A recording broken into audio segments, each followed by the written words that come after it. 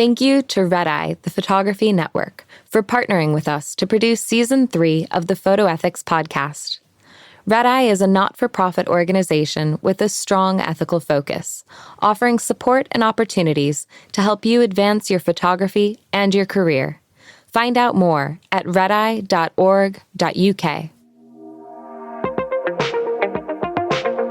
Welcome to Season 3 of the Photo Ethics Podcast.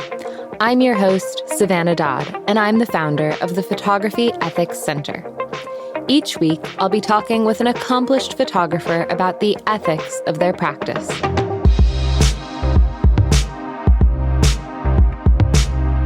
Today, in episode number 8, we'll be talking with Sebah Chaudhry about diversity and inclusion. Sebah Chaudhry is a freelance creative producer and curator. She's experienced in working at international festivals, projects, and events. She's co-founder and co-director of Reframed, a photographic visual arts network based in the Midlands, supporting the community and artists who are Black, Asian, and from other ethnic minorities. She's currently project coordinator of Picturing England's High Streets, a historic England-funded project managed by PhotoWorks, and creative producer on Peer-to-Peer UKHK, a digital exchange program managed by the Open Eye Gallery and the University of Salford. Sebah is also curator for AIS Open 2022, editor for the photo exhibition archive.com, a steering group member for Format Festival, and board member at the Red Eye Photography Network.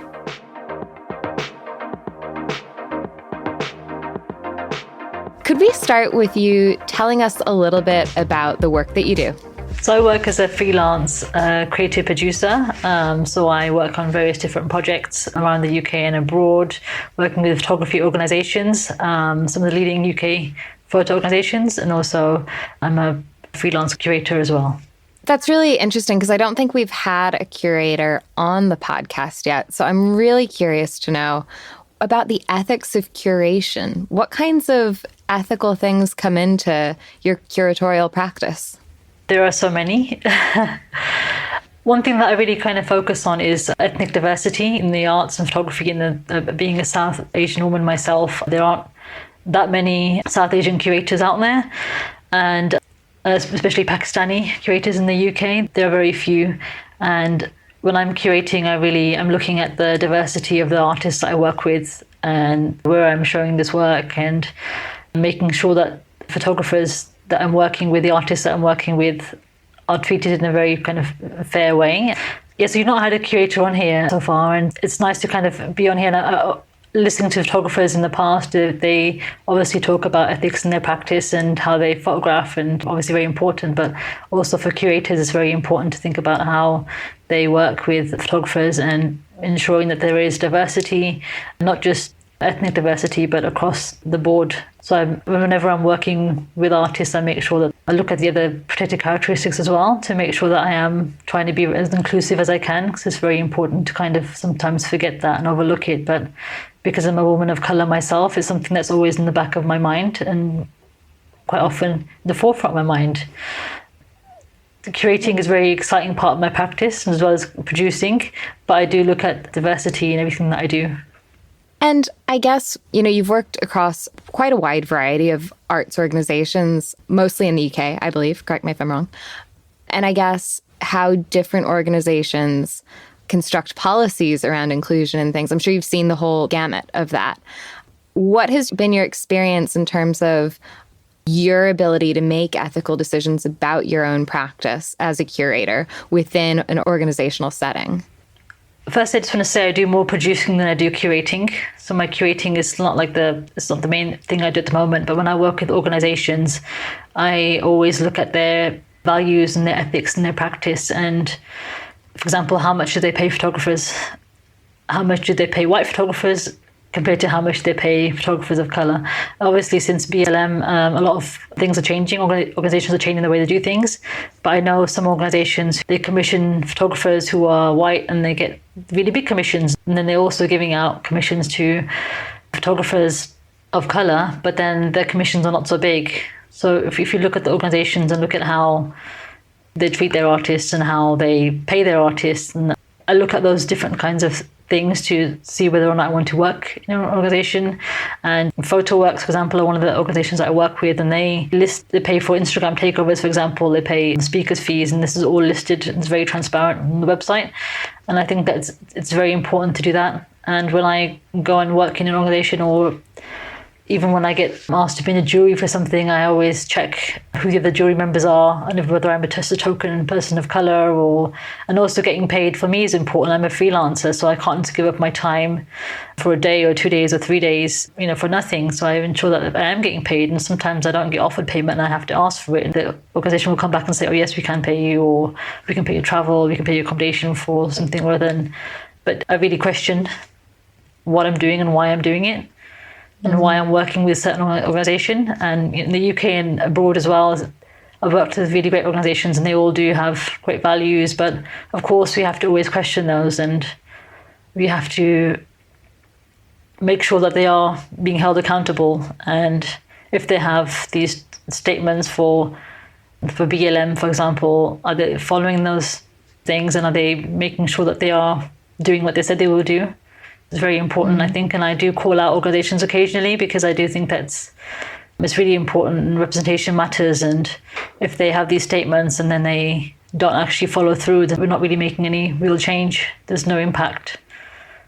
Absolutely. So maybe my question should have been better put, rather than dealing with those ethical considerations after you're already working with an organization, you're sort of just making sure you want to work with the organization, which makes a lot of sense. And you talked a little bit about pay there, and I know that that's been a big thing that people have talked about on the podcast in previous episodes. And I know it's something, that idea of transparency with pay that you brought up, I think is such an important thing. Myself as well, I've had emails asking me to do work and there's no mention of payment, and it puts you in a difficult position as a freelancer when the onus is on you to then go and ask, am I getting paid for this? So how do you sort of see the ethics of that, and how do you approach that also when you're working with organizations? I ask them, I say, well, thank you for this opportunity. Who else is on the board, or whatever it is, and how much is the fee? And I don't always get paid my daily rate, but if I'm really interested in a job and I feel like it's a great opportunity for me, and I go for a slight cut, which is understandable, and it's still a good freelance wage, but it's not my daily rate. But to be transparent, my daily rate is £200 or £250, but often my jobs pay £150 a day, which is okay. And sometimes they pay more, which is great. It's interesting, because if you say this is what I charge and they have like a budget that's much higher, then it's also a bit tricky as well. But when I look at ethics in practice, I don't just look at what I do. I look at photographers, and I do a lot of mentoring, so I support a lot of artists in their practice. And Selfridges in Birmingham, they have this wrap around the building. They're having some work done, and they commission an artist, Usman Yusuf Sadan. He's a great Birmingham-born British artist. It's great that they asked him to make this work, and it's about migration. And then they also showed the work of a few other artists within Selfridges. This was in partnership with Icon Gallery, and a couple of the artists, I know them, and one of them, Mariam Wahid, she didn't get paid for her work to be shown at Selfridges. And I just find that really, really bad. It's like, this is an artist that's emerging for sure. She's a brilliant artist. She's got really great work. She had an exhibition at the MAC in Birmingham Middle Arts Centre this year, and for her not to get paid, even if it's a nominal fee, £200, £300, £400, I think that's just really, really terrible. And I feel like if they were photographers who were white and male and middle-aged, they would have been paid, and they probably wouldn't even been in discussion. They would have said, okay, we want you to do this. This is how much it is. And because she's a woman, she's a young woman of colour, she's just not getting paid. Neither is the other person. And, it's not like it's a grassroots project. This is Selfridges, an Icon Gallery. Icon is, the funded organisation, one of the leading galleries in Birmingham. I just find it really terrible, distasteful that they can't muster up a bit of money for these artists who are freelance artists. That this is their job, this is what they live on, and sure, they don't need exposure, and it's great for them to show they're working in Selfridges, but they should be paid for that. I feel like that all points to why mentorship is so important as well, because especially when you're maybe a little bit earlier in your career, it's really hard to know what your work is worth and what to charge and how to approach those conversations. So I can imagine, is there a bit of an ethical imperative to do mentorship for you?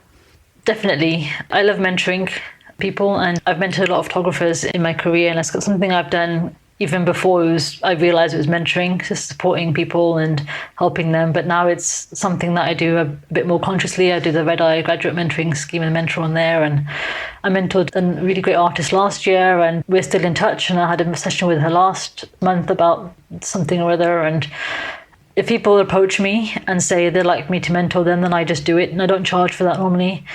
I do get paid through Red Eye for that. It's not a huge amount, but they do pay.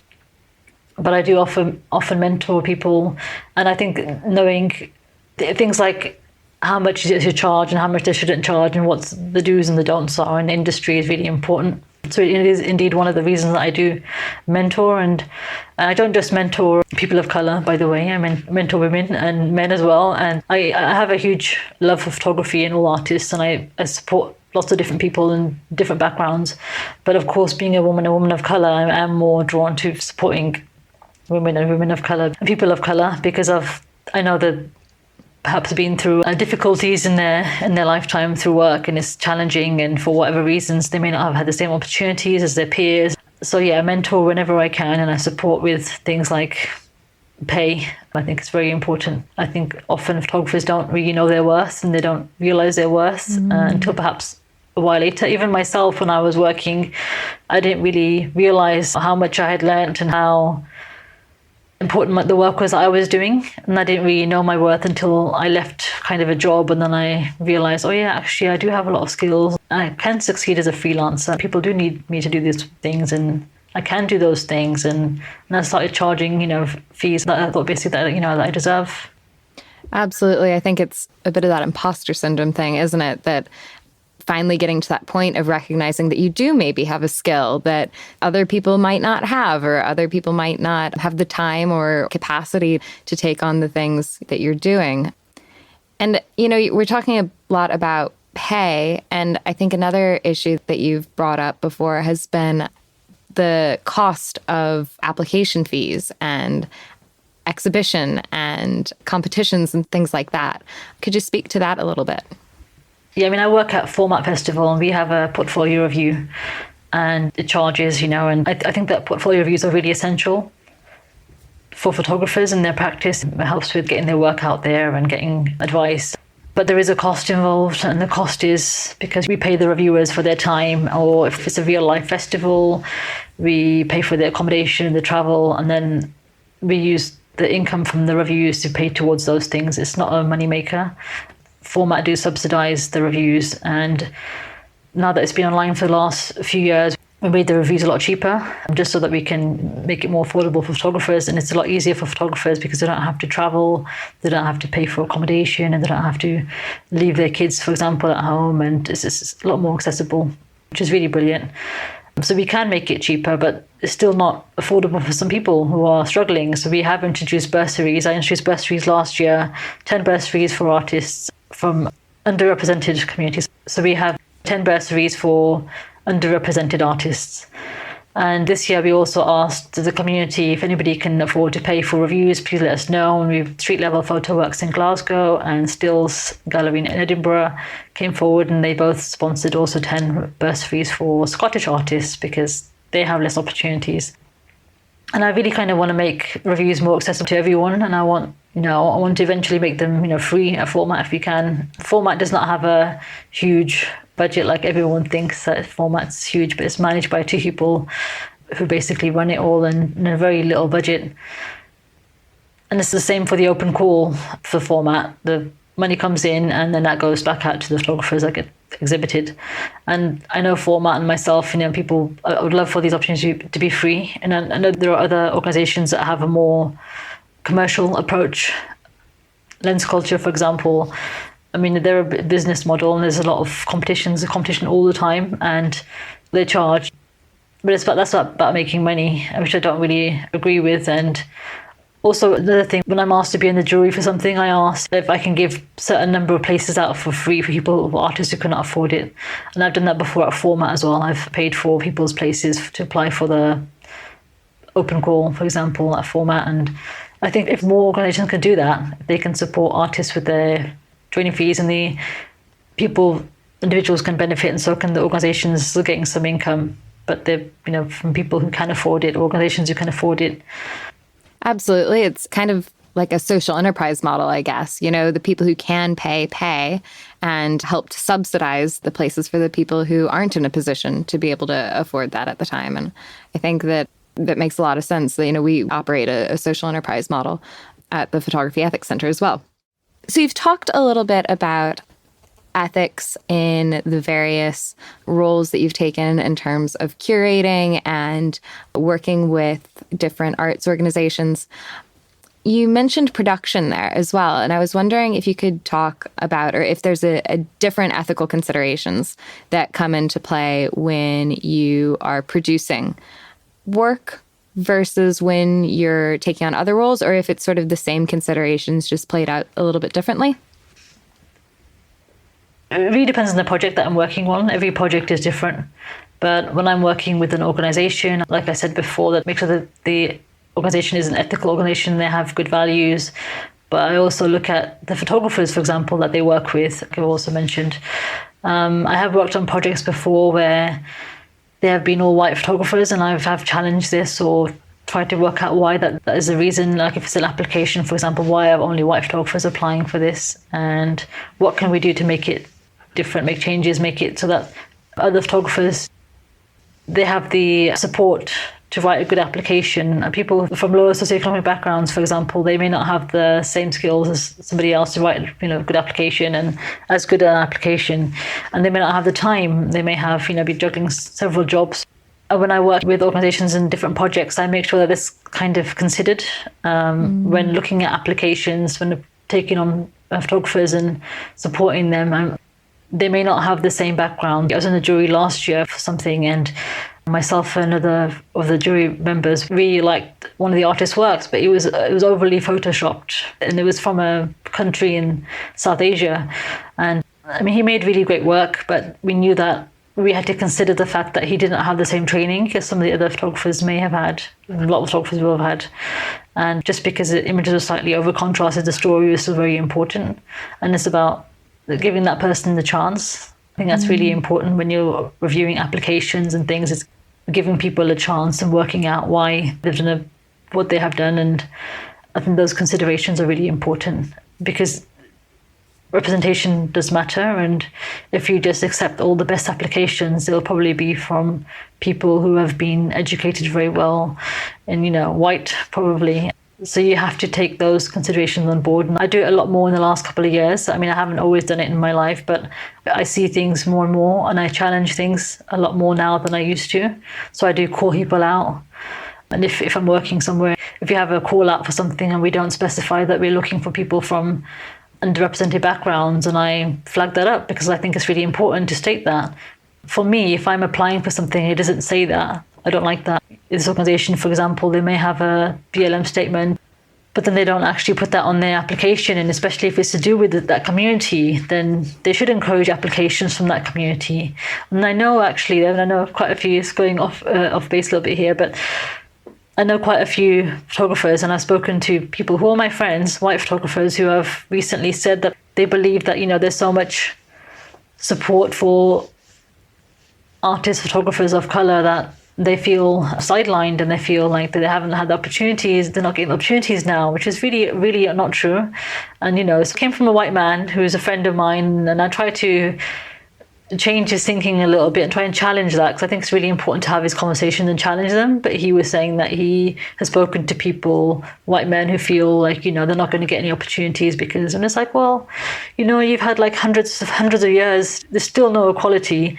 Gender equality is better than it used to be, but it's still not great. And that's why Photo Ethics Podcast is really important, because you talk about this and you challenge this, and that's why we all should challenge what we're doing. And your statement of ethics, for example, is really important. I feel like it's really important for every single person, organization, to have a statement of ethics. And why has this not been done before, right?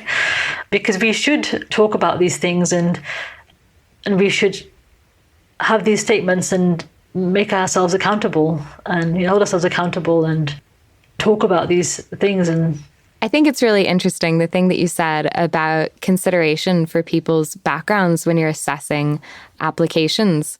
Something that I've really advocated for is consideration for, the ethics of how images or a story was created. And I think it's sort of things like that that go beyond just the aesthetics of an image that we might assess things on. I think those things are really crucial to thinking about how work is made and who's producing it. And so I really appreciated that. The other thing that I think really struck me about what you were saying was the importance of saying explicitly that you're looking for applications from underrepresented communities. What is that thing that they always say that women will only apply for a job if they meet 80% of it, and men will apply if they meet 40% of it? You know, it's things like that that people sometimes do need that extra reassurance that their application will be considered and is wanted. And I think that that's a really good point, that it's not an empty, well, it shouldn't be an empty thing to say. You know, there's value in saying it. It's not just filler. And also just, I think, you know, I've heard that as well, you know, from people saying, oh, you know, there's no opportunities for white male photographers anymore. And I wonder if you could expand on that a little bit more, not only how you respond to that, but why does it matter, you know, representation? Like, I think many people listening to this podcast will agree that representation is important, but I wonder, could you articulate what is it that makes representation so important to photography? That's a great question, Savannah. Representation is very important. If you look at the successful documentary photographers in the UK today, there is a lot of white names in the list, you know, white male photographers who are older, and I mean, they're really brilliant. Some of them I'm very close to. I love them. I did a fundraiser a couple of years ago, and I worked on this print sale. It was a really brilliant print sale.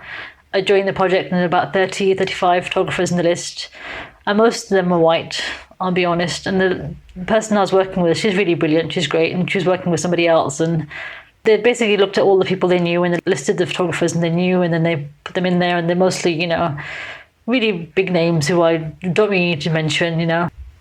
And then I kind of came, I said, oh, well, there's like not many people of colour in here, and there's gender diversity, and the people really look at gender diversity, I think it's really on their minds, but then ethnic diversity, there was very little. I mean, there was one photographer of colour. And then, you know, my colleague, she was really shocked that she had not thought about it, not that I'd said it. And she kind of like, you're right, Seb, let's change this, let's, you know, do something. And so I did like lots of photographers work, like Peter Shah, whose image I have bought, Mariam Wahid, and lots of other people.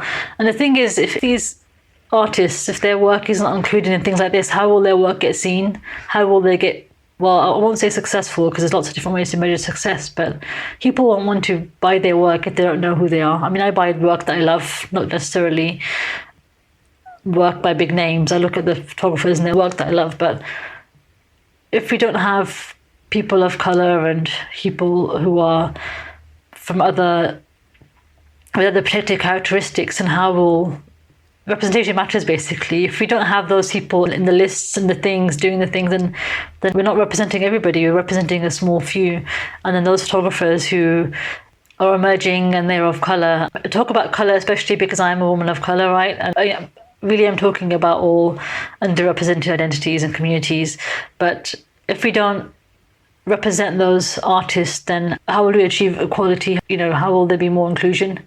We have to include these photographers, we have to show their work, we have to give them commissions, and we have to support them.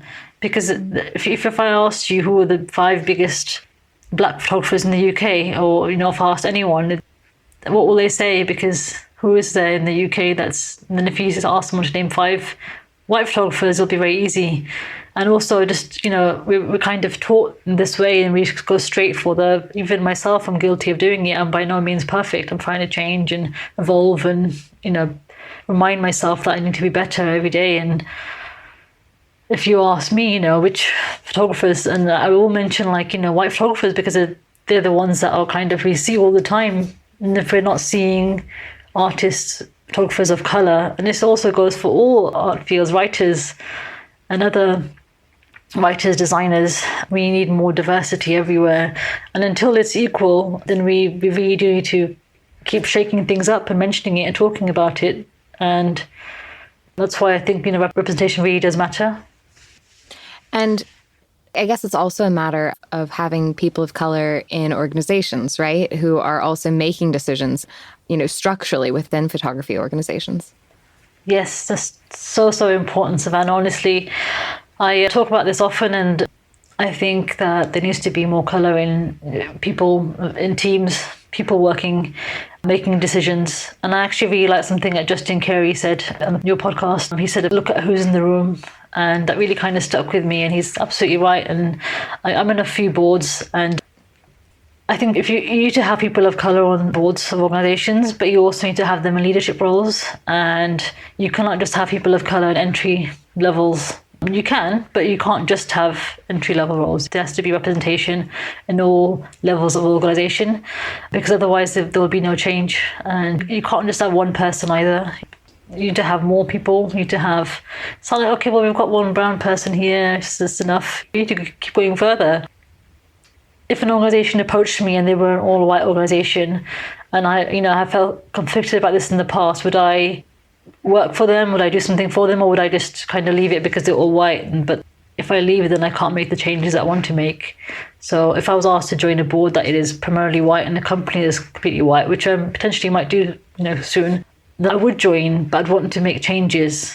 I mean, I'm on the board of Red Eye. Red Eye is a great organisation. It's not perfect. It's an all-white team. It's a very small team. But the thing is, we're trying to change that. And by being on the board, I'm trying to change the things that we do and the things that I advocate for. And yeah, so I think it's really important to have people of colour, other characteristics on boards and in organisations and leaders of organisations. It really needs to kind of be challenged, and it can't just be tokenistic. It needs to be people who actually can make decisions.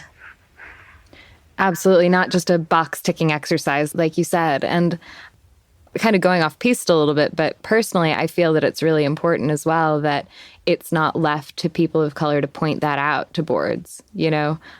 I've been involved in a few organizations, and I've tried to be quite pushy, politely pushy about that. And I think it's important that white people do that and recognize that and play a role in that. I don't know if that resonates. Definitely. I think that we need allies, basically.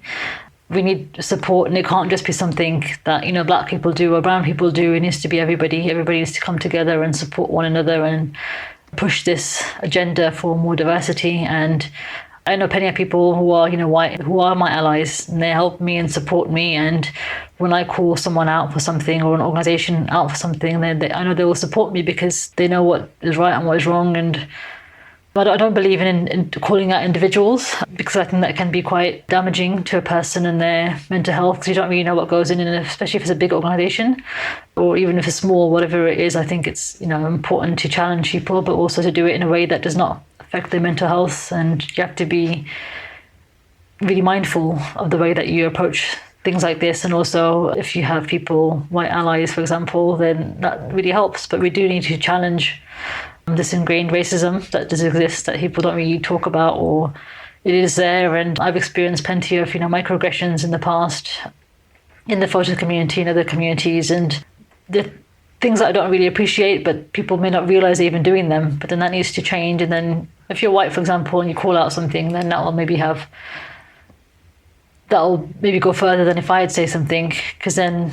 And also men need to be also kind of really supportive, because, if women say anything, that they get accused of being aggressive, or I don't want to work with them because she's difficult. Difficult, exactly, that's the right word, difficult, yeah. And men do it, it's like, oh yeah, it's just, no one even, bats an eyelid. So yeah, you need more people talking about these things and supporting one another. That's how we can only really make change, right? Yeah, and I also do really appreciate the thing that you said, that you don't call out individuals, because I tend to really agree with you on that, because I feel, broadly speaking, because it's systemic issues, it's not an issue of just one person. These are big issues that are across organizations, across the industry. Yes, there are people who are potentially bad actors, and of course there are things that are just too egregious not to call out, but I think broadly speaking, it's more effective as well to try to tackle things on an industry level. Does that sort of get at what you were saying, or am I not articulating that well? No, that's perfect. That's exactly what I meant. Recently in the last, few months, years, there have been organizations that have been targeted for certain reasons, and that's okay. But when you call out individuals within those organizations for whatever reason, I think it's really damaging. And I've seen that. I've seen it damage people, and it's not great. There are individuals who are curators or whoever, who I've had run-ins with in the past, I won't work with again because of the way that they behave, especially when it's not one-off, it's something that, keeps occurring. And they don't realize that they're doing what they're doing. And I don't really like to point it out to them because, I'm not rude, I suppose, but I could point it out. I suppose it really depends what you're kind of challenging and how you're challenging it. But if I know somebody has been rude to people in the past, or if they've done things I don't agree with, I don't, appreciate their values, then I won't work with them. I'll make that decision. For example, if an individual has emailed a few times about working on something or other, and I don't like the way that they work in their practice, the things that they do, so I just kind of say no. I don't really go into it, but I just don't work with individuals, organizations I don't want to work with if I feel like they are completely doing things in a tokenistic way, if they're working for their own agenda and they're ticking off boxes here and there, but they don't actually believe in change, then I won't really work with them. Yeah, no, that makes a lot of sense. You were talking there about the importance of representation, and I guess that really relates as well to the organization that I believe you've co-founded, Reframed. Is that correct? So yes, I'm a co-founder and co-director of Reframed, along with Anand Chabra, Andrew Jackson, and Jagdish Patel. And Reframed was created for the reason of everything that we're talking about today. And it's a network, a photography-based visual arts network in the UK for Black, Asian, other people of colour, to support artists in creating work, mentoring artists through workshops and bursaries, and I'm also working with the community to tell their stories. So we think it's very important, as we're all people of colour, and we've all kind of been through our challenges in our careers, and we kind of want to make things easier for people. Like, for example, if somebody wanted to enter a competition or something and they didn't know how to fill out the application, we would support that. And I think it's very important to have an organisation that does support artists and emerging artists from whatever age, and even established artists who are struggling, because they still go through these struggles. It takes a lot longer for people of colour to get to where they want to be. I've worked in the photography world for 15 years now, and it's taken me more than that, actually. And it's taken me a while to get to where I am, where people are approaching me and asking me to do various works and projects, which I really enjoy, but I feel like it's taken me a lot longer than it should have. And I didn't really have any support early on in my career, and especially when I was in education, and I dropped out of university. I didn't enjoy that experience.